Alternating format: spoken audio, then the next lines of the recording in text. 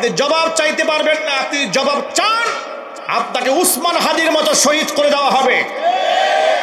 এইভাবে গোটা দেশটাকে ওরা চুষে খাচ্ছে। যুব সমাজকে বলছি, শহীদ উসমান হাদির তামান্না নিয়ে ময়দানে ঝাঁপিয়ে পড়তে হবে। দুর্নীতিবাজকে না বলতে হবে, গোটা বাংলাদেশকে নতুন করে ঢেলে সাজাবার জন্য জবান খুলতে হবে। রাজি আছেন কারা কারা? দোয়া দেখতে চাচ্ছি।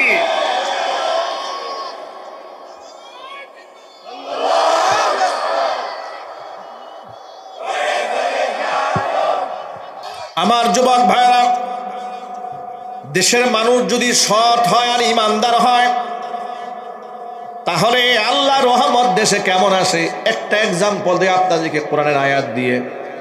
মহান আল্লাহ পাক কোরআন মাজিদে একটা ওয়াদা করেছেন ইমানদারদের সাথে। আমার আল্লাহ পাক বলেন, ওয়ালাউ আন্না আহলাল কুরা আমানু ওয়াত্তাকাউ লাফাতাহনা আলাইহিম বারাকাতিম মিনাস সামাই ওয়াল আরদ ওয়ালাকিন কাযযাবু ফাআখাযনাহুম বিমা কানু ইয়াকসিবুন। জনপদের লোকেরা যদি ঈমান আনে এবং ভালো কাজ করে, অবশ্যই তাদের জন্য আসমান এবং জমিনের রহমতের দুয়ার আমি আল্লাহ উন্মুক্ত করে দেব। জোরে বলেন সুবহানাল্লাহ। আমি যদি প্রশ্ন করি, আপনাদের একেবারে একনিষ্ঠ চিত্তে আপনারা জবাব দিবেন, আমার আল্লাহ কি মিথ্যা কথা বলেন? কোনো ভুল ওয়াদা করেন? আল্লাহ ভুল ওয়াদা করেন না। আপনি বললেন তাহলে একটা এক্সাম্পল দেন তো, ঈমান আনলে আর তাকওয়া অবলম্বন করলে যে আল্লাহ রহমত দেন, একটা উদাহরণ দেন। একেবারে চোখের সামনে উদাহরণ দেখায় দিয়ে আপনি আফগানিস্তানের দিকে একটুখানি তাকান। 20 বছর কাফের বেঈমানেরা, ন্যাটো বাহিনী আফগানের উপর বোমা নিক্ষেপ করেছে, অর্থনীতিকে ধসিয়ে দিয়েছে। তালেবান মুজাহিদরা আল্লাহ রাব্বুল আলামিনের উপর তাওয়াক্কুল করে ঈমান এনে নিজেরা জিহাদ করেছে, পাহাড়ের গুহায় দিন যাপন করেছে। আল্লাহর উপর ঈমান এনে স্যান্ডেল পরে পৃথিবীর সবচেয়ে দুর্ধর্ষ সেনাবাহিনীর বিরুদ্ধে লড়াই করেছে। সেই লড়াই আল্লাহ পাক মুসলমানদেরকে বিজয় দান করলেন। 20 বছর পরে তালেবান সরকার ক্ষমতায় এলো। 6 লক্ষ বর্গ কিলোমিটারের উপরে, প্রায় 2.5 লক্ষ বর্গ মাইলের উপরে একটা দেশ আফগানিস্তান, এত বড় রাষ্ট্র। সেই রাষ্ট্রের দায়িত্ব গ্রহণ করলো মাত্র 30 জন মন্ত্রী। কয়জন? আরো যদি বলেন, আমাদের দেশের 56,000 বর্গ মাইলের মন্ত্রী কয়জন? 300 এমপি, মন্ত্রী কতজন? হিসাবও তো জানেন না আপনার, না বুঝেই কয়। 60-70 ঊর্ধ্ব মন্ত্রী থাকে, উপমন্ত্রী থাকে 56,000 বর্গ মাইলে। আর ওরা 2.5 লক্ষ বর্গ মাইলের মন্ত্রী হলো 30 জন। কয়জন? এক একটা মন্ত্রী পালা তো এক একটা হাতি পালা বাংলাদেশে, ঠিক না ভাই? ঠিক। মন্ত্রীর পিএস, তার এপিএস, এপিএসের এপিএস, এরপরে ওনার গাড়ির ড্রাইভার, ড্রাইভারেরও ড্রাইভার, খাদেমেরও খাদেম, দারোয়ানের দারোয়ান। সুবহানাল্লাহ, কত যে গ্রেট। এক একজন পিয়ন 400 কোটি টাকার মালিক হয়ে যায়, ঠিক না ভাই? বলেন। খুনি হাসিনা তো নিজেই হাসি মাত্রা হেসে হেসে বলেছে যে আমারও পিয়ন ছিল 400 কোটি টাকার মালিক। কি খুশি উনি বলে। পিয়ন যদি হয় 400 কোটি টাকার মালিক, তাহলে তার পিএস, এপিএস এবং সে কয় হাজার কোটি টাকার মালিক, আপনার আন্দাজ করতে পারেন? ভাইরা আমার, মাত্র 30 জন দায়িত্ব নিল গোটা আফগানিস্তানের। 30 জনের মধ্যে 28 জন মুফতি মুহাদ্দিস শাইখুল হাদিস। যিনি খলিফা হইলেন, আমির হলেন, শাইখুল হাদিস, মুফতি মুহাদ্দিস। স্বরাষ্ট্রমন্ত্রী, পররাষ্ট্রমন্ত্রী, এরপরে বিমান মন্ত্রী, নৌ পরিবহন মন্ত্রী, সব আলেম ওলামা, শাইখুল হাদিস, পীর বুজুর্গ। তারা রাষ্ট্র পরিচালনার দায়িত্ব গ্রহণ করলেন। দায়িত্ব গ্রহণ করে প্রথম যে কাজটা করলেন, দেশ থেকে মাদক বন্ধ করে দিলেন। এই যে আফিম, হেরোইন, এই আফিমের চাষ হতো আফগানিস্তান। আফিমকে রাষ্ট্রীয়ভাবে নিষেধ করে দেওয়া হলো।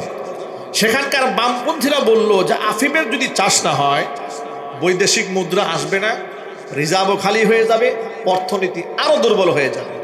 মোল্লারা কি কাজটা শুরু করলো? আফিমের চাষ বন্ধ করে দিল। আফিমের চাষ বন্ধ করে জমিনের মধ্যে ডালিমের চাষ শুরু করলেন। ডালিমের চাষ আফগানের মাটিতে ইতিহাসের সর্ব উৎকৃষ্ট ডালিমের চাষ আল্লাহ পাক উপহার দিয়ে দিলেন। জোরে বলেন সুবহানাল্লাহ। এরা যে মাদক নিষিদ্ধ করে দিল, মহান আল্লাহ পাক এদেরকে ঠকান নাই। কত বড় উপহার দিলেন দেখেন। যেই জমিনে তারা আফিমের চাষ বন্ধ করে দিয়েছে, ওই জমিনের মধ্যে মহান আল্লাহ তাআলা তেলের খনি দিয়ে দিয়েছে। এখন ওরা নিজেরা তেল বের করছে জমিন থেকে।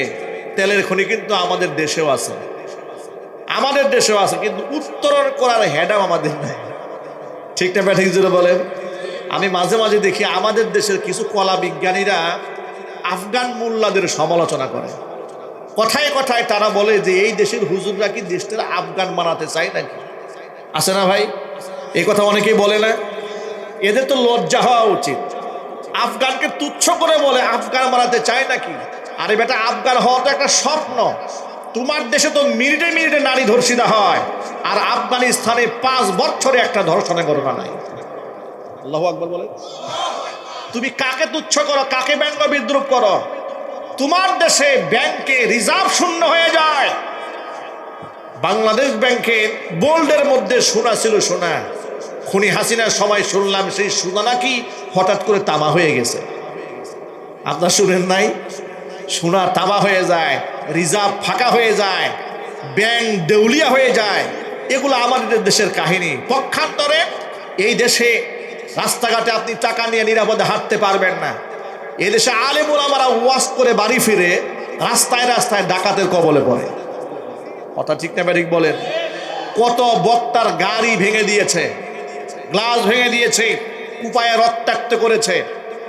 আর এই যে কুমিল্লা মহাসড়কে, আমরা তো এই রুটে মাহফিল সহজে নিতেই চাই না। এই রুটে আসতে গেলেই একবার তাসবিহ তাহলিল পরে এরপর দোয়া কালিমা পড়তে পড়তে আসতে হয়, আর দোয়া কালিমা পড়তে পড়তে যাইতে হয়।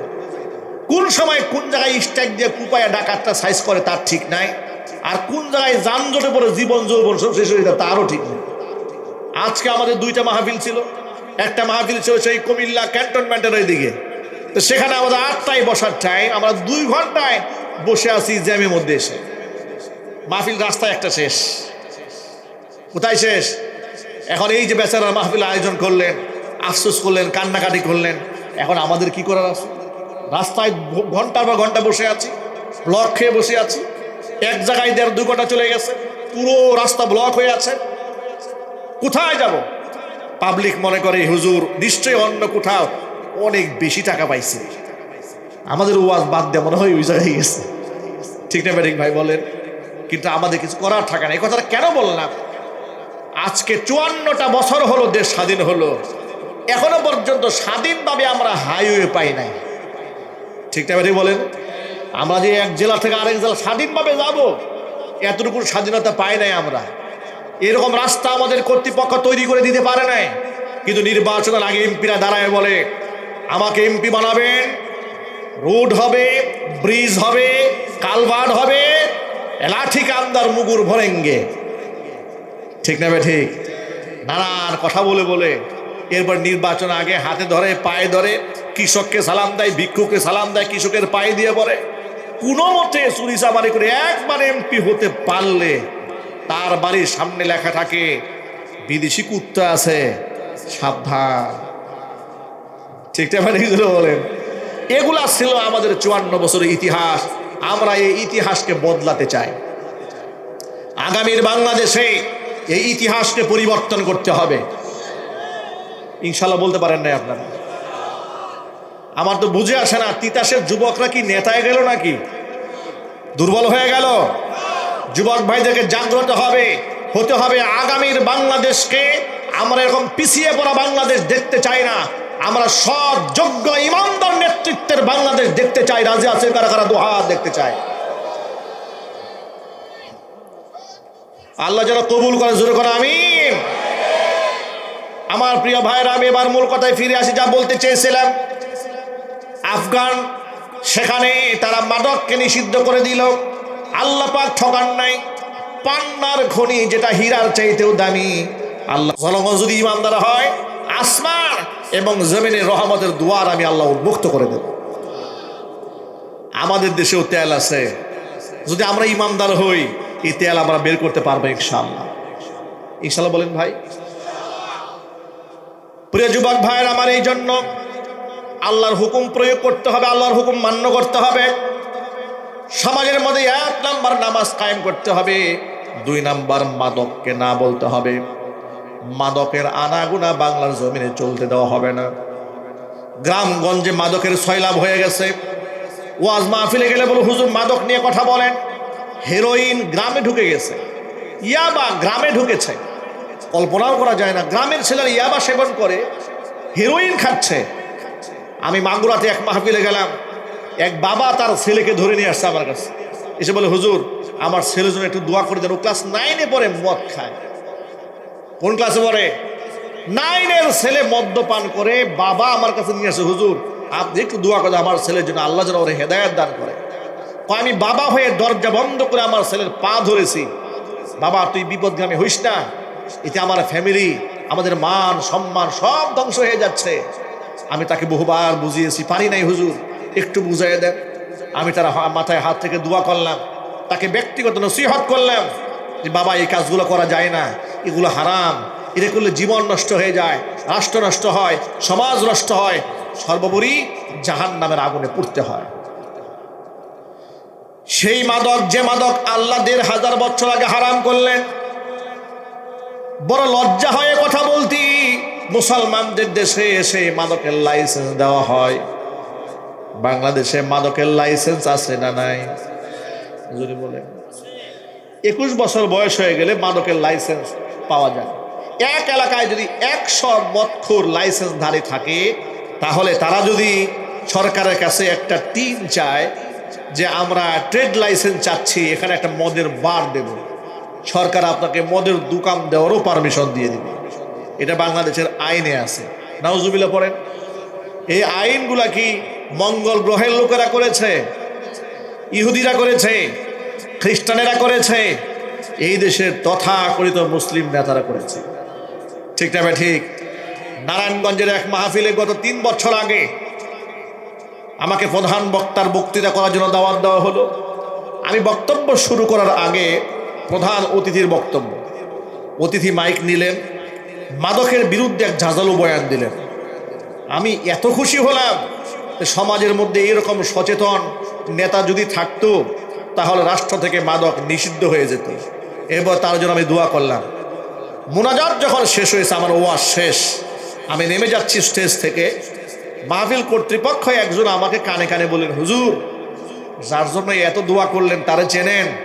আমি বললাম না। তখন আমাকে বললেন, হুজুর ইনি হচ্ছে আমাদের গোটা এলাকার মাদকের ডিলার। আমি বললাম এটা কোনো কথা হইল না কি? বলে হ্যাঁ হুজুর এটাই বাস্তব। আমি বললাম উনি মাদকের ডিলার, উনি মাহফিলের প্রধান অতিথি হলেন কেমনে? এটাকে জবাব দেন। উনি বললেন, হুজুর এত প্রভাব ওনার, ওনাকে মাহফিলের প্রধান অতিথি না করলে মাহফিলের পারমিশন বন্ধ হয়ে যাবে, এই জন্য বানিয়েছি। কিন্তু উনি এত চতুর মানুষ, কোন জায়গায় কি বলতে হয় সব পরিবেশনার জানা আছে। উনি বুঝে ফেলেছে যে মানুষের সামনে, ইমানদারদের সামনে এসে কি বলতে হবে, উনি সেটাই বলে উনি আই ওয়াশ করে আপনাদের কাছ থেকে দোয়াটা নিয়ে নিয়েছে। আজকে দেখবেন গোটা বাংলাদেশে বাস্তব চিত্র এটাই। সারা বছর কিছু লোক আছে নামাজ পড়ে না, রোজা রাখে না, হজ করে না, যাকাত দেয় না, আল্লাহকে বিশ্বাস করে না, আলেমুল আমাদেরকে মৌলবাদ, জঙ্গিবাদ বলে গালিগালাজ করে। নির্বাচন আসলেই মাথার মধ্যে টুপি দেওয়া শুরু করে। কথা বলে না কেন? বাস্তবতা আছে না নাই? যারা আলেমুল আমাদেরকে ধর্ম ব্যবসায়ী বলে গালি দেয়, তারাই মাথায় টুপি দেয় নির্বাচনের আগে। আপনাদেরকে জিজ্ঞেস করতে চাই, আলেম ওলামাদেরকে তুচ্ছ এবং ব্যঙ্গজ্বালা করে, তাদের সাথে কি আমাদের কোনো সম্পর্ক থাকবে? একটু জোরাওয়াজি ইমাম দীপ্ত কণ্ঠে জবাব দিয়ে বলেন, আলেমদেরকে যারা ব্যঙ্গ করে, বিদ্রোহ করে, তুচ্ছ তাচ্ছিল্য করে, তাদের সাথে আমাদের কোনো সম্পর্ক থাকবে?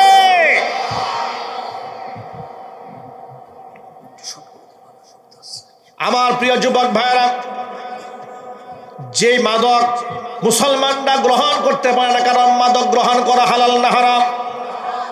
নবী করিম সাল্লাল্লাহু আলাইহি ওয়াসাল্লাম বলেছেন, সালাসাতুন কদ হাররামাল্লাহু আলাইহিমুল জান্নাহ, তিন শ্রেণীর মানুষের জন্য আল্লাহ পাক তার জান্নাতকে হারাম করেছেন। এক নাম্বার মুদমিনুল খামরি, যারা মদ্যপান করে, শরাব পান করে, তাদের জন্য আল্লাহর জান্নাত হারাম। দুই নাম্বার ওয়াল আক, পিতামাতার অবাধ্য সন্তান যারা, তাদের জন্য আল্লাহর জান্নাত হারাম। তিন নাম্বার ওয়াদাইয়ুসুল্লাযী ইউকিররু ফি আহলিহিল খাবাস, ওই দাইয়ুস পুরুষ, যে দাইয়ুস পুরুষ তার অধীনস্থ নারীদেরকে অশ্লীল কাজে বেহায়াপনার মধ্যে থাকার পরেও বাধা দেয় না, একেবারে আরাম আয়েশে অন্যায় করার সুযোগ তৈরি করে দেয়, ওই দাইয়ুস পুরুষের জন্য আল্লাহর জান্নাত হারাম। আল্লাহর নবী সাল্লাল্লাহু আলাইহি ওয়াসাল্লাম হাদিসের মধ্যে বলেছেন, কুল্লু মুসকিরিন খামরুন ওয়া কুল্লু খামরিন হারামুন, নেশাদ্রব্য প্রত্যেকটা জিনিসই খামার, আর প্রত্যেকটা খামারই হারাম। আমি আমার যুবক ভাইদের কাছ থেকে ওয়াদা নিতে চাই, যে মাদক আমার আল্লাহ ১,৫০০ বছর আগে হারাম করে দিয়েছেন, ওই মাদকের সাথে কি আমাদের ন্যূনতম কোনো সম্পর্ক থাকবে? হুজুরে বলেন থাকবে। আল্লাহ নবী আরো ভয়ঙ্কর কথা বলেছেন। হুজুর বলেছেন, মান শারিবাল খামরা, যেই ব্যক্তি একবার মদ্যপান করলো, লাম তাসিল সলাতুহু সাবআ সিনিন, ৭ বছরে ওই ব্যক্তির কোনো নামাজ আল্লাহর দরবারে কবুল হবে না। আল্লাহর কাছে আমরা তওবা করি, আল্লাহ তুমি আমাদেরকে ক্ষমা করে দাও। জোরে কোন আমিন।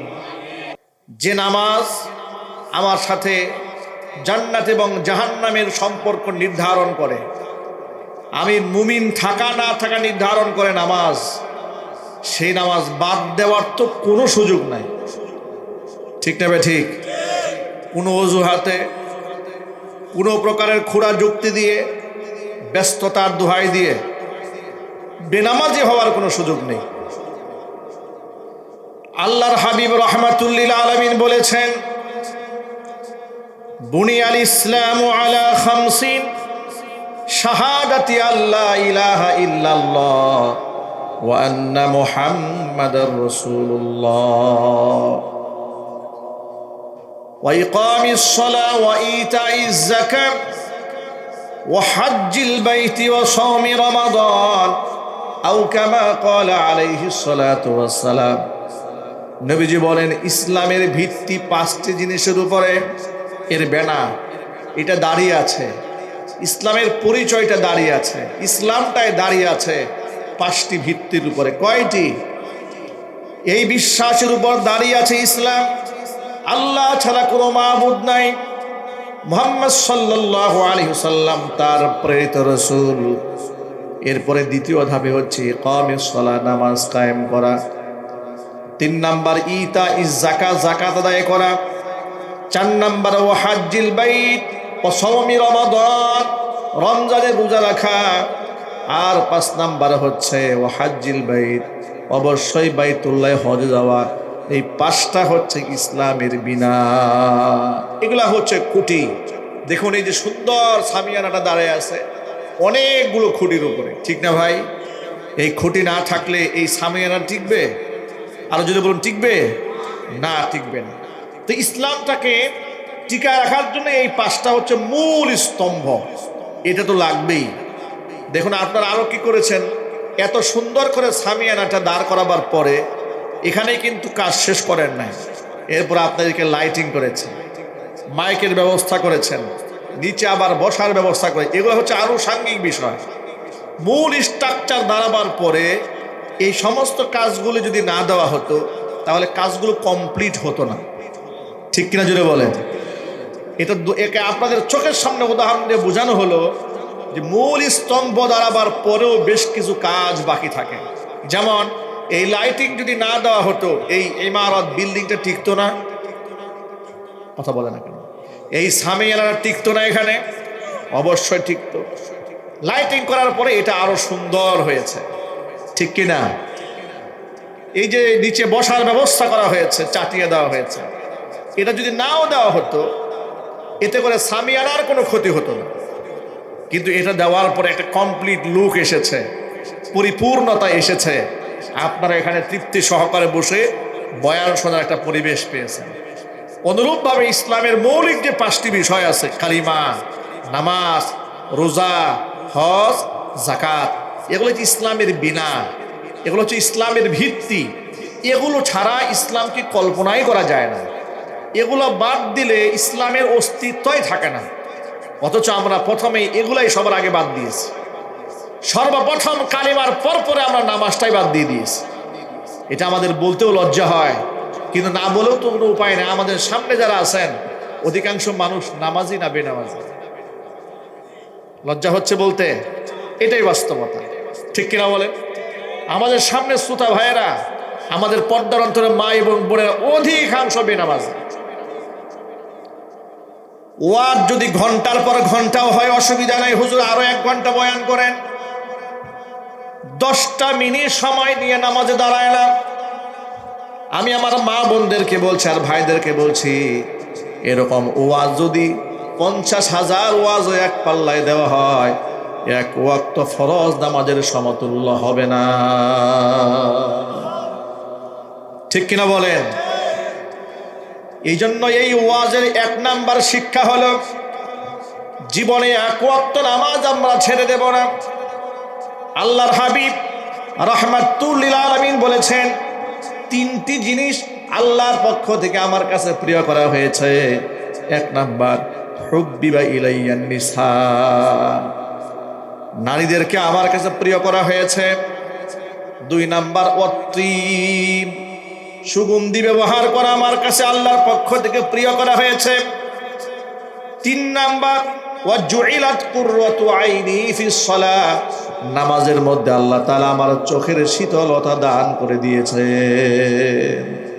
নামাজ পড়লে আমার দৃষ্টি ঠান্ডা হয়, আমার চক্ষু শীতল হয়। এমনকি আল্লাহর নবী সাল্লাল্লাহু আলাইহি ওয়াসাল্লাম জীবনের শেষ মুহূর্তে যখন তিনি মসজিদে নববীতে নামাজের ইমামতি করার মতো শারীরিক শক্তি হারিয়ে ফেলেছিলেন, মা আয়েশা রাদিয়াল্লাহু তাআলা আনহার ঘরে নবী করিম সাল্লাল্লাহু আলাইহি ওয়াসাল্লাম মা আয়েশা রাদিয়াল্লাহু তাআলা আনহার হুজরাখানায় জীবনের শেষ মুহূর্তে একেবারেই দুর্বল অবস্থায় জামাতে শামিল হতে পারেন নাই, শুয়ে আছেন। আবু বকর সিদ্দিক রাদিয়াল্লাহু তাআলা আনহুর নেতৃত্বে মসজিদে নববীতে নামাজের জামাত আদায় হচ্ছে। আয়েশা রাদিয়াল্লাহু তাআলা আনহাকে আল্লাহ রাসূল বলেন, আয়েশা রে, ঘরের পর্দাটা একটু সরিয়ে দাও, আমি এই জামাত যে হচ্ছে জামাতের দৃশ্যটা আমাকে দেখার সুযোগ করে দাও। চিৎকার দিয়ে বলেন আল্লাহু আকবার। নামাজ এত মুহাব্বতের আমল আল্লাহ রাসূলের কাছে। নামাজ তিনি পড়তে ভালোবাসতেন, জামাত হচ্ছে এই দৃশ্যটা দেখেও আল্লাহর নবীর চক্ষু শীতল করে নিতেন। সেই নামাজ আজকে আমাদের কাছে এত বেশি বোঝা হয়ে গেছে। অধিকাংশ মুসলমান নামাজ পড়ে, অথচ সব সময় আশা করে আমরা যেন বিজয় লাভ করি। কোরআন মাজিদকে বলে দিয়েছে, দেখেন, ইয়া আইয়ুহাল্লাযীনা আমানুস্তাঈনু বিস-সাবরি ওয়াস-সালাহ ইন্নাল্লাহা মা'আস-সাবিরিন। আপনারা আমার প্রশ্নের জবাব দিয়ে বলেন তো, আমাদেরকে সাহায্য করার একমাত্র মালিককে? আরো জোরে বলেন।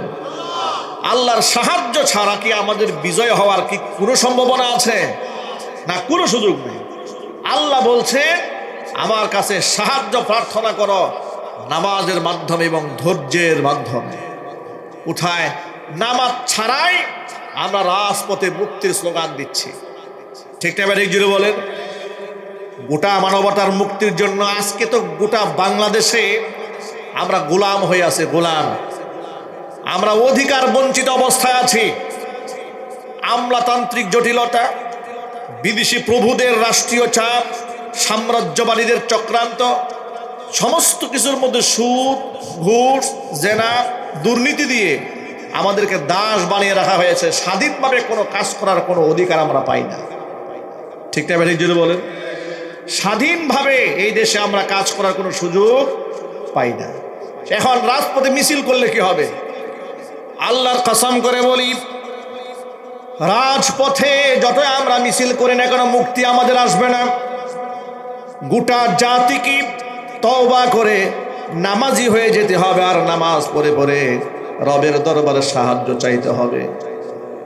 চিন্তা করে দেখেন তো, বদরের প্রান্তরে আল্লাহর নবী 313 জনের কাফেলা সোজা করেছেন।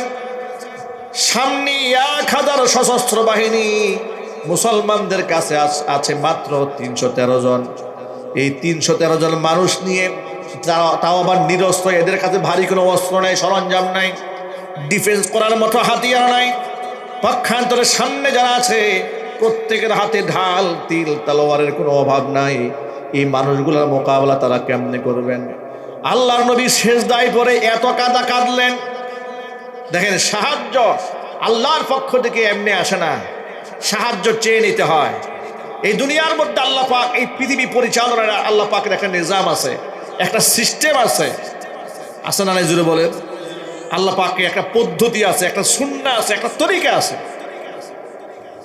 আপনি দেখেন তো, উহুদের ময়দানে কাফের যখন নবী করিম সাল্লাল্লাহু আলাইহি ওয়াসাল্লামের মাথার উপর তলোয়ার দিয়ে আঘাত করেছে, এখন এই তলোয়ার তো এমন হতে পারতো যে রসুলের মাথা আমি কাটবো না, হুজুরের দাঁত আমি ভাঙবো না, এটা তো হতে পারতো, কিন্তু তা কি হয়েছে?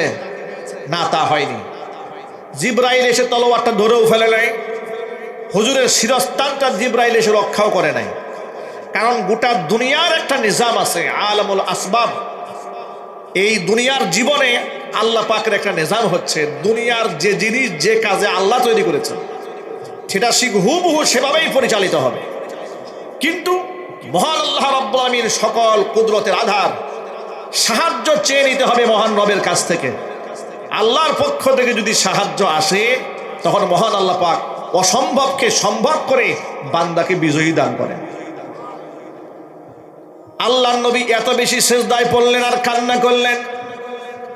আবু বকর সিদ্দিক রাদিয়াল্লাহু তাআলা হুজুরের মাথা উঁচা করতে বলে, নবীজি মাথা উঁচা করেন, আপনি যেভাবে কান্না করেছেন নিঃসন্দেহে অবশ্যই আপনার রব আপনার দোয়া মঞ্জুর করে নিয়েছেন। জোরে বলেন সুবহানাল্লাহ। এই জন্য আমার সকল ভাইদের প্রতি, আমার মা বোনদের প্রতি আমার বিনীত অনুরোধ, এটা আজকে আমাদের প্রথম কাজ। আমরা এই গোলামির জিনজির থেকে এই দেশকে আজাদ করতে চাই, মুক্ত করতে চাই, মুক্ত স্বাধীন বাংলাদেশে আমরা বসবাস করতে চাই, অধিকার নিয়ে বাঁচতে চাই। আমরা শুধু গোলামি করতে চাই একমাত্র আল্লাহ। কার গোলামি করতে চাই? আমরা কি ভারতের গোলামি করতে চাই? আমেরিকার, বাংলাদেশ সরকারের, এই দেশের কোনো নেতা, কোনো নেত্রীর গোলামি হবে কার? এই আওয়াজ দাও না, ভিতরে আওয়াজ দাও। তুমি বাহিরে তো আওয়াজ দিয়েছো কেন? স্টেজে আওয়াজ দাও, এটা আওয়াজ না কমে যান। গোলামি হবে একমাত্র কার? আল্লাহ পাকের। আমরা কোনো নেতারও গোলামি করব না, আমরা কোনো সরকারেরও গোলামি করব না। গোলামি করব কার? হ্যাঁ, নেতা যদি ইমানদার হয়, নেতা যদি তাকওয়াবান হয়, আমরা তাদের আনুগত্য করব, কিন্তু দাসত্ব করব না। দাসত্ব আর আনুগত্য এর মধ্যে পার্থক্য আছে না নাই? পার্থক্যটা বুঝাই বলি। দাসত্ব হচ্ছে যে আনুগত্যে কোনো প্রশ্ন তোলা যায় না, একেবারে অন্তরে অন্তঃস্থল থেকে সমস্ত চিন্তা ভাবনা বাদ দিয়ে হাসি মুখে, মাথায় ধরুক কিংবা না ধরুক, আমার মনিব যা করতে বলেছে আমি সেটাই করব, এটা হচ্ছে দাসত্ব। সেখানে গোলামের কোনো সে নাই। দাসত্ব করার ক্ষেত্রে মনিবের হুকুমের সামনে গোলামের কোনো বক্তব্য নাই, কোনো অভিযোগ নাই, কোনো অনুযোগ নাই, কোনো যুক্তি নাই, কোনো তর্ক নাই। উদাহরণ বুঝেন, মহান আল্লাহ রাব্বুল আলামিন ইব্রাহিম আলাইহিস সালাতু ওয়াস সালামকে রাতের আধারে স্বপ্ন দেখালেন, পুত্র ইসমাইলকে তিনি জবাহ করছেন। স্বপ্ন দেখার পরে নিজের পুত্র ইসমাইলকে ডেকে বললেন, ইন্নী আরা ফিল মানামি আন্নী আযবাহুকা ফানজুর মাযা তারা। قال يا أبت افعل ما تؤمر ستجدني إن شاء الله من الصابرين। নবী ইব্রাহিম রাতের বেলায় স্বপ্ন দেখেছেন, নিজে পুত্র ইসমাইলকে জবাহ করছেন। ছেলেকে ডেকে বললেন, ছেলেরে রাতের বেলা আমি স্বপ্ন দেখেছি তোমাকে আমি জবেহ করছি। ছেলে বললেন, আব্বা যান, আপনি যা স্বপ্ন দেখেছেন এটা শুধু স্বপ্ন নয়, আপনি তো আল্লাহর নবী। নবীর স্বপ্ন এটা স্বপ্ন হয় না, এটা ওহী হয়। কারণ নবীকে কখনো শয়তান স্বপ্ন দেখাতে পারে না। নবী স্বপ্নে যা দেখেন সেটা আল্লাহর পক্ষ থেকে ওহী হয়ে যায়। সুতরাং আপনি যা আমাকে জবেহ করছেন এটা নিঃসন্দেহে আপনার রব আল্লাহ পাকের হুকুম। ইফআল মা তুমার, আপনাকে যা হুকুম করা হয়েছে সেটা আপনি কার্যকর করুন। সাতাজিদুনি ইনশাআল্লাহু মিনাস সাবিরিন, অবশ্য আপনি আমাকে ধৈর্যশীলদের মধ্যে পাবেন। সুবহানাল্লাহ পড়েন। আচ্ছা, এখানে একটু বোঝার জন্য বলি আপনাদেরকে, পুত্র ইসমাইল ছোট্ট একটা ছেলে, তার কোনো গুনাহ আছে? বলে না ভাই, গুনাহ আছে? সগীরা গুনাহ, কবিরা গুনাহ, জাহিরি বাতিনি গুনাহ। ইব্রাহিম আলাইহিস সালাতু ওয়াস সালাম কি একটি বারের জন্য আল্লাহকে বলেছেন যে আল্লাহ এটা আমার কোন পাপের শাস্তি, বা আমি এমন কি অপরাধ করলাম যে আমার একটা নিষ্পাপ বাচ্চাকে তুমি হত্যা করার নির্দেশ দিলে আমাকে? প্রশ্ন নাই। আগেই তো বলেছি, ইবাদত দাসত্ব তাকে বলে যে মনিবের হুকুমের সামনে গোলামের কোনো সে নাই, কোনো বক্তব্য নাই। মেজাজ খাটাইয়া এটা করা যাবে, এটা করব না, এটা কেন করব, কেন বলার কোনো সুযোগ যেখানে থাকে না, এটাকে বলা হয় ইবাদত, দাসত্ব। ঠিক না? জুড়ে বলে এটা শুধু একমাত্র কার সামনে হবে? জুড়ে বলেন কার সামনে? আমি এই কাজটা একমাত্র আমার রবের সামনে, আমি কোনো প্রশ্ন তুলব না। রবের সামনে প্রশ্ন তুলেছিল শয়তান। মহান আল্লাহ পাক যখন হযরত আদম আলাইহিস সালাতু ওয়াস সালামকে সৃষ্টির পরে তার মধ্যে রূহ ফুঁকে দিয়েছিলেন, কোরআনের ভাষা আল্লাহ বলছেন, ফাইদা সাওয়াইতুহু ওয়া নাফাখতু ফীহি মির রূহি ফাকউ লাহু সাজিদিন ফাসাজাদাল মালাইকাতু কুল্লুহুম আজমাউন। আদমকে সৃষ্টির পরে আমি যখন ফেরেশতাদেরকে বললাম তোমরা সকলে সিজদা দাও, সকলে সিজদা দিয়েছে, কিন্তু ইবলিস দেয় নাই। সকলে সিজদা দিয়েছে, ইবলিস দেয় নাই। ইবলিসকে ডেকে বললাম, ইয়া ইবলিস মা লাকা আল্লা তাকুনা মা সাজিদিন, তুমি কেন সিজদা দিলে না? ইবলিস জবাব দিয়ে বলল, লাম আকুল লিআসজুদা লিবাশারিন খলাকতাহু মিন সালসালিম মিন হামাইম মাসনুন। একেবারে পচা কাদা মাটি থেকে ঠনঠনে মাটি, সেই মাটি দিয়ে তুমি আদমকে সৃষ্টি করেছ। ওই আদমকে সেজদা করার মতো এত নগণ্য সৃষ্টি তো আমি নই। অন্য আয়াতের মধ্যে আল্লাহ পাক বলেন, ইবলিস তখন ডেকে বলে, খালাকতানি মিন নারি ওয়া খালাকতাহু মিন তিন, তুমি আমাকে বানিয়েছো আগুন দিয়ে, ওকে বানিয়েছো মাটি দিয়ে। মাটির তৈরি আদমকে আমি আগুনের তৈরি জিন হয়ে আমি যে তাকে সেজদা দেব, এটা তো আমার শানে যায় না। জোরে জোরে বলতে হবে নাউজুবিল্লাহ। আল্লাহর হুকুমের সামনে প্রশ্ন তোলা যায় না। শয়তান প্রশ্ন তুলে মালউন হয়েছে।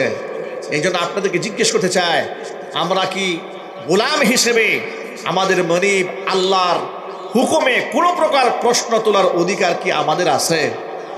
একটু জোর আওয়াজে বলেন আছে? আমি আপনি কিভাবে প্রশ্ন তুলবো আপনি বলেন তো ভাই? ফরজ নামাজ কয় ওয়াক্ত? দৈনিক 5 ওয়াক্ত নামাজ। নারীর জন্য ফরজ, পুরুষের জন্য ফরজ, আল্লাহ পাক করে দিয়েছেন। এখন এই প্রশ্ন তোলার তো কোনো সুযোগ নাই, নামাজ 5 ওয়াক্ত কেন হলো? ফজরের নামাজটা এত কষ্ট শীতের দিনে, ঘুমও ভাঙতে চায় না, ঠান্ডা পানি দিয়ে ওযু করে রবের সামনে দাঁড়াতে হয়। এই নামাজটা তো আল্লাহ বাদও দিয়ে দিতে পারত। জোরে কর নাউজুবিল্লাহ। এক কথায় ইবাদত, দাসত্ব, এটা একমাত্র আল্লাহর হয়। যেখানে পালন করতে গিয়ে, যে দাসত্ব আদায় করতে গিয়ে কোনো প্রশ্ন তোলা যায় না, এটা হলো ইবাদত। এটা কি? ইবাদত। পক্ষান্তরে আনুগত্য, মেনে চলা, সেখানে প্রশ্ন তোলা যায়। সেই আনুগত্য যদি ক্ষুধাদ্রোহিতার হয়, আনুগত্য যদি বিবেক বহির্ভূত হয়, আনুগত্য যদি সমাজ বিধ্বংসী হয়, আনুগত্য যদি দেহ বিধ্বংসী হয়, তাহলে আপনি প্রশ্ন তুলতে পারবেন। যেমন একটা এক্সাম্পল দিয়ে আপনাদেরকে বোঝাবার জন্য বলি, মুসলমানদের ইসলামের ইতিহাসে স্বর্ণ অক্ষরে লিখিত রয়েছে একজন ব্যক্তির নাম। তিনি হচ্ছেন আমিরুল মুমিনিন খলিফাতুল মুসলিমিন ওমর ইবনুল খাত্তাব রাদিয়াল্লাহু তাআলা আনহু। তিনি মসজিদে নববীতে জুমার খুতবা দেওয়ার জন্য দাঁড়িয়েছেন। এমন সময় পেছন দিক থেকে একজন সাহাবী আওয়াজ দিয়ে বললেন, আমিরুল মুমিনিন, আপনার আনুগত্য করব। নিঃসন্দেহে আমিরুল মুমিনিন যিনি হয় তার আনুগত্য করা ফরজ হয়ে যায়। কি হয়? মুসলিম শাসকের আনুগত্য করা কি ফরজ হয়। তা আপনার আনুগত্য মানব, তবে এই ক্ষেত্রে আমার একটা প্রশ্ন আছে। প্রশ্নটা কি? প্রশ্ন হলো, জিহাদের ময়দান থেকে যুদ্ধলব্ধ যে সম্পদ আমরা পেয়েছি এটাকে বলা হয় গনিমতের মাল। জিহাদ থেকে যে লভ্যাংশ মানুষ পায় মুসলমানেরা, ধরেন কাফের দেশে যে লড়াই হয়েছে, কাফেরা পরাজিত হয়েছে, পরাজিত হওয়ার পর তাদের যত সম্পদ আছে সকল সম্পদের মালিক কারা হয়? মুসলমানেরা হয়, মুজাহিদরা হয়। এই যে সম্পদটা অর্জিত হলো এটাকে বলা হয় গনিমতের মাল। কিসের মাল? গনিমতের মাল। এই গনিমতের মাল বন্টিত হলো, সেখানে যুদ্ধলব্ধ সম্পদের মধ্য থেকে কিছু কাপড় পাওয়া গেল। কাপড় একটার এক টুকরা করে সকল মুজাহিদদের মধ্যে বন্টন করে দেওয়া হলো। ওমর ইবনুল খাত্তাব রাদিয়াল্লাহু তাআলা আনহু এক টুকরা পেলেন, সকলেই ভাগে এক টুকরা করে কাপড় পেয়েছে। এবার একজন মুসল্লি পিছন দিক থেকে দাঁড়িয়ে বললেন, খলিফাতুল মুসলিমিন, আপনার খুতবা শোনা হবে, কিন্তু আগে প্রশ্নের জবাব দেন। আপনার গায়ে যে জুব্বার কাপড়টা দেখা যায় এটা তো এক টুকরার কাপড় নয়। সকলে আমরা গায়ে দিয়েছি এক টুকরা কাপড়, কিন্তু আপনার গায়ে দেখা যায় দুই টুকরা কাপড়। আপনি খলিফা হওয়ার কারণে একটু সুযোগ সুবিধা মনে হয় বেশি নিয়েছেন। এই দুই টুকরা আপনি কোথায় পেলেন আগে জবাব দেন, তারপরে আপনি খুতবা দেন। আল্লাহু আকবার বলেন। অর্ধ জাহানের খলিফা, অর্ধ জাহানের শাসক খুতবা বন্ধ করে দিয়েছে, তাকে আগে জবাব দিতে হবে। কন্ডিশন দিয়ে দিয়েছে, আপনি জুব্বার কাপড়ের হিসাব আগে দেন, এরপর আপনি জুমার খুতবা দেন। হযরত ওমর কোনো রাগ হলেন না, গুসাও করলেন। ওমর রাগ না হয়ে নিজের ছেলে আব্দুল্লাহকে দাঁড় করে দিন, আব্দুল্লাহরে দাঁড়াও, এবার বাকি কথাটা তুমিই বলো। এবার হযরত ওমরের ছেলে আব্দুল্লাহ উপস্থিত মুসল্লিদের সামনে বললেন, প্রিয় মুসল্লিরা, আমার বাবা যুদ্ধের ময়দান থেকে জিহাদ লব্ধ সম্পদ গনিমতের মাল থেকে তিনি এক টুকরায় কাপড় পেয়েছেন, বেশি পান নাই। আমিও এক টুকরা পেয়েছি, কিন্তু আমার আব্বা লম্বা মানুষ, এক টুকরা কাপড় দিয়ে তার জামা হয় না। এই জন্য আমার যে ভাগে যে টুকরাটা পড়েছে, আমার টুকরাটা আর আমার বাবার টুকরাটা দুটো একসাথে করে আমার বাবাকে আমি জুব্বা বানিয়ে দিয়েছি। এত আস্তে সুবহানাল্লাহ বলেন ভাই, সুবহানাল্লাহ, সুবহানাল্লাহ বলেন, আল্লাহু আকবার বলেন। ইসলামের খলিফাদের ইতিহাস কত সুন্দর, জবাবদিহিতা কত চমৎকার। তারা মানুষকে জবাবদিহিতা করেছেন সর্বসাধারণের সামনে। জুমার দিন ব্যাখ্যা দিতে হয়েছে এই জুব্বার কাপড় কোথা থেকে এসেছে। আহারে, গণতন্ত্রের নামে কাফের বেঈমানরা আমাদেরকে কি উপহার দিয়েছে বলেন? আমাদেরকে উপহার দিয়েছে চোর, আমাদেরকে উপহার দিয়েছে ডাকাত, আমাদেরকে উপহার দিয়েছে খুনি, আমাদেরকে উপহার দিয়েছে সন্ত্রাস, উপহার দিয়েছে টেন্ডারবাজ, উপহার দিয়েছে চান্দাবাজ, উপহার দিয়েছে লুটেরা মাস্তান, উপহার দিয়েছে তারা আইন আদালতে সমস্ত রাঘব বোয়াল, দুর্নীতিবাজ, লম্পট এবং বদমাশ। কথা বলতে হবে, ঠিক নেবে ঠিক। মাত্র 16 বছরে 28 লক্ষ কোটি টাকা দেশ থেকে বিদেশ পাচার হয়ে গেল। কয় বছরে? 16 বছরে 28 লক্ষ কোটি টাকা, এটি গরিব দেশের টাকা বিদেশে পাচার হয়ে গেল। এটা সরকারের তথ্য, এটা আমাদের তথ্য না।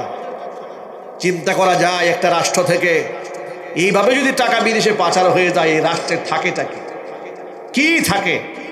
খুনি হাসিনার শেষ আমলগুলোতে আপনারা দেখেছেন, প্রতি বছর রিজার্ভ শুধু কমতেই ছিল, কমে কমে একেবারে সম্ভবত 1800 বিলিয়ন ডলারে, সেখানে 18 বিলিয়ন ডলারে নেমে এসেছিল।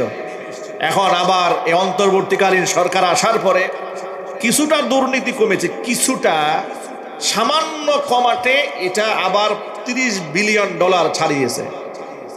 কিন্তু আপনারা বলেন তো ভাই, বাংলাদেশ থেকে দুর্নীতি বন্ধ হয়েছে? সুদ বন্ধ হয়ে গেছে? সরকারি অফিসাররা সব আল্লাহর ওলি হয়ে গেছে? ঘুষ বন্ধ হয়েছে? না, কোনো কোনো ক্ষেত্রে আগের চেয়ে ঘুষ বেশি চলছে। ঠিক না ঠিক? তবে কিছুটা নিয়ন্ত্রণে এসেছে। কিছুটা নিয়ন্ত্রণে আসাতেই যদি 18 থেকে $30 বিলিয়ন এদেশের রিজার্ভ বেড়ে যায়, যদি গোটা দেশটাকে জিরো টলারেন্সে আনা যেত দুর্নীতিতে, তাহলে গোটা বাংলাদেশের মধ্যে, গোটা দুনিয়ার মধ্যে এই দেশটা একটা মডেল রাষ্ট্রে পরিণত হয়ে যেত। ঠিক না ঠিক? মালয়েশিয়ার মাহাথির মোহাম্মদ, আপনারা তার নাম শুনেছেন। এখানে এমন প্রবাসীও থাকতে পারেন যারা মালয়েশিয়াতে থাকেন।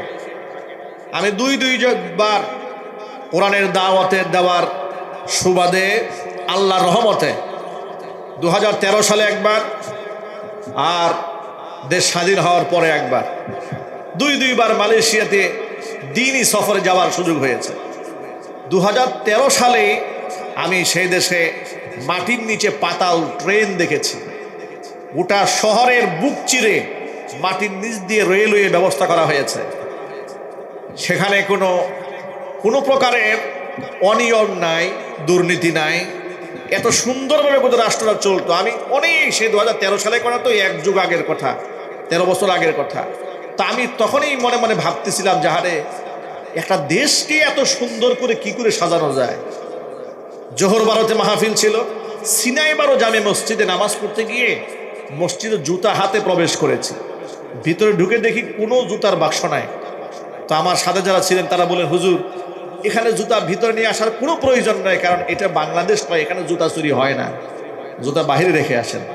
আমি একটু শরমই পেলাম যে কাজটা করলাম কি, জুতা হাতে নিয়েই তো ঢুকার অভ্যাস সব সময়, হাতে নিয়ে ঢুকে পড়েছি। তারা বললেন, এত ছেঁচড়া চোর মালয়েশিয়াতে নাই যে জুতা নিয়ে যাবে। সুবহানাল্লাহ পড়েন। আহারে কি আফসোস, সেই মালয়েশিয়া এত সুন্দর কেন হলো? কেন একটা মডেল রাষ্ট্র হলো পৃথিবীতে? ইতিহাসটাকে একটু স্মরণ করেন। মাহাথির মোহাম্মদ কি মেকানিজম খাটিয়েছেন? তাদের মধ্যে ছিল প্রচন্ড দেশপ্রেম। কেমন দেশপ্রেম? দেশপ্রেম হলো মাহাথির মোহাম্মদের হার্ট অ্যাটাক হলো। হার্ট অ্যাটাক হওয়ার পরে মালয়েশিয়ান ডাক্তাররা বললেন, আপনার যে হার্টে ব্লক হয়েছে, এটা তো আপনার ওপেন হার্ট সার্জারি করতে হবে। কিন্তু ওপেন হার্ট সার্জারি করার জন্য তখন মালয়েশিয়াতে কোনো ব্যবস্থা ছিল না। পাশের দেশ সিঙ্গাপুরে, মানে আমাদের ঢাকা শহরের বুড়িগঙ্গা নদী, এই ছোট্ট একটা নদীর এপার ওপার, এপারে সিঙ্গাপুর, এপারে মালয়েশিয়া। তারা বললেন, আপনি ভিসা করে সিঙ্গাপুর চলে যান, আপনি সেখানে গিয়ে এই ওপেন হার্ট সার্জারি করায় আসুন। মাহাথির মোহাম্মদ বললেন, কেন এটা আমার দেশে করা যাবে না? বলেন, স্যার, ডক্টররা বললেন যে আমাদের এখানে ইকুইপমেন্টস নাই, জিনিসপত্র নাই, এই জন্য আমরা করতে পারছি না। বললেন, আমাদের হার্ট ফাউন্ডেশন নাই। তিনি বলে, হার্ট ফাউন্ডেশন করতে কতদিন সময় লাগবে? 1 থেকে 1.5 বছর লাগতে পারে। 1 থেকে 1.5 বছর সময় ধরে আমাদের দেশে আগে হার্ট ফাউন্ডেশন তৈরি করা হবে। এই পর্যন্ত আমি ওষুধ খেয়ে এটাকে নিয়ন্ত্রণ করব। 1 থেকে 1.5 বছর পরে হার্ট ফাউন্ডেশন তৈরি করবে, এরপরে নিজের দেশে আমি ওপেন হার্ট সার্জারি করব, বিদেশ গিয়ে আমি চিকিৎসা গ্রহণ করব না। আল্লাহু আকবার বলে। আর আমাদের দেশ গরিব দেশ, এই দেশের এমপি মন্ত্রীদের পাতলা পায়খানা হলে সিঙ্গাপুর চলে যায়। কথা ঠিক না? ঠিক জোরে বলেন। আমাদের দেশের শাসকরা নাকি গরিব, রাষ্ট্রে নাকি টাকা নাই, এই জন্য রমজান মাসে স্বৈরাচারের আমলে আমাদের ইফতার করতে দেওয়া হয় নাই, বিশ্ববিদ্যালয়ে ইফতার মাহফিল করতে দেওয়া হয় নাই, সরকারি বেসরকারি সমস্ত অফিস আদালতে ইফতার বন্ধ করে দিয়ে খেজুরের পরিবর্তে বড়ই খাওয়ার নির্দেশনা দেওয়া হয়েছিল। ইতিহাসকে আপনারা ভুলে গেছেন? আরো যদি বলুন, ভুলে গেছেন? আপনাদেরকে গরুর গোশতের বার্গার খাওয়া বাদ দিয়ে কাঁঠালের বার্গার খাইতে বলেছিল কাঁঠাল রানী। ইতিহাস আমরা ভুলে যাই নাই। আমার প্রশ্ন হচ্ছে, যে দেশে টাকার অভাবে খেজুরের পরিবর্তে বড়ই দিয়ে ইফতারের নির্দেশনা আছে, যেই দেশে গোশতের অভাবে, টাকার অভাবে আপনার কাঁঠাল দিয়ে বার্গার খাওয়ার দিক নির্দেশনা আসে, সেই দেশের এমপি মন্ত্রীদের চলাফেরা আমেরিকান শাসকদেরকে হার মানায়। ঠিক না ভাই ঠিক? তাদের গাড়ি বহর দেখেন, সামনে 200 মোটর সাইকেল, পেছনে 200 মোটর সাইকেল। গাড়ি যে কয়শো তার কোনো হিসাব নাই। এখানে ফুয়েল আসলো থেকে, টাকা আসলো থেকে, এগুলোর ব্যয় কারা বহন করে? এগুলাতে ফোকাস করা হয় না, পক্ষান্তরে শুধু ফোকাস করা হয় সাধারণ জনগণের উপরে। দ্রব্যমূল্যের দাম বেড়ে যায়, বলে রিজার্ভ খাটো হয়ে গেছে, দেশে টাকা নাই, পয়সা নাই, না খায় থাকেন, আর আমরা দামি দামি গাড়িতে চলি। ঠিক না ভাই ঠিক? অন্তর্বর্তীকালীন সরকার দেখলাম চিটাগং পোর্ট থেকে 2023-24 মডেলের ল্যান্ড ক্রুজার প্রাডো 0 মাইলেজ, সেটা তৎকালীন সময়ে স্বৈরাচারের আমলে এমপি এবং মন্ত্রীদের জন্য আনা হয়েছিল। 0 ট্যাক্সে, 0 ভ্যাটে বিদেশ থেকে গাড়ি আনা হয়েছে, জাপান থেকে অর্ডার দিয়ে। একদম লেটেস্ট মডেলের গাড়ি, এক একটা গাড়ি ট্যাক্স আনতে গেলে 5 থেকে 6 কোটি টাকা খরচ হয়। প্রশ্ন হচ্ছে, যে দেশে মানুষ বড়ইয়ের পরে আপনার খেজুরের পরিবর্তে বড়ই খাওয়ার নির্দেশনা পায়, সে দেশের মন্ত্রীরা এত দামের গাড়ি চালানোর বিলাসিতা কোত্থেকে আসে? ঠিক না? যদি বলেন